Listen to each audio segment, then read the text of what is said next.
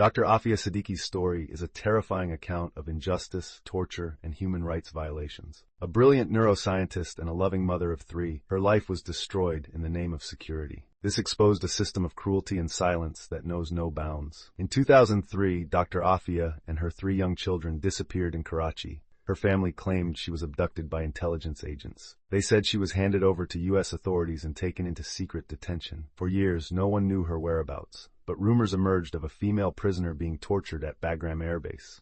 This prisoner, known as Prisoner 650, was described by former detainees as a woman who screamed in agony day and night. When it was revealed that this prisoner was Dr. Aafia Siddiqui, the horrifying truth began to surface. Dr. Aafia endured years of unimaginable suffering. She described being brutally beaten, chained like an animal, and repeatedly raped during her time in secret custody. Her captors stripped her naked, humiliated her, and subjected her to psychological and physical torture designed to break her spirit. She was starved, deprived of sleep, and threatened with her children's lives. Her youngest son, an infant at the time of her abduction, is believed to have died in custody, while her other two children were separated from her for years. For 5 years, Dr. Aafia was held in these shadowy conditions, completely cut off from the world. By the time she resurfaced in 2008, she was physically frail, mentally shattered, and bearing the scars of her ordeal. But instead of addressing the horrors she endured, the focus shifted to accusations against her. U.S. authorities claimed she had been arrested in Afghanistan, with documents allegedly detailing terror plots. They accused her of attempting to shoot U.S. personnel. However, the evidence was flimsy at best. There were no fingerprints on the weapon,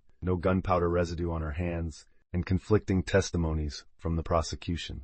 Despite the lack of evidence, Dr. Aafia was sentenced to 86 years in prison after a trial many have called deeply flawed and politically motivated. Her allegations of torture and secret detention were ignored by the court, and her pleas for justice were dismissed. She was portrayed as a dangerous terrorist, even as the glaring inconsistencies in her case remained unanswered. Her nightmare didn't end with her conviction. In the U.S., she has been subjected to further abuse, including solitary confinement, beatings, and denial of proper medical care. Her health has deteriorated significantly, both physically and mentally. Reports suggest she has been brutalized by prison staff, denied contact with her family, and left to suffer in isolation. Her current condition is a haunting reminder of the horrors she has faced and continues to endure. Dr. Aafia's case has sparked outrage around the world. In Pakistan, she is seen as a symbol of injustice, and her story has led to protests, petitions, and calls for her release. Activists and human rights organizations have condemned the treatment she has received and demanded her repatriation, but these calls have been met with silence. Her story is not just about one woman. It is about a broken system where power trumps justice and the vulnerable are crushed without accountability. It forces us to confront harsh realities, how a mother of three could be stripped of her dignity, tortured, and thrown into a nightmare that has no end. Dr. Aafia Siddiqui's cries for help remain unanswered, but her story is a call to action for the world to stand against injustice.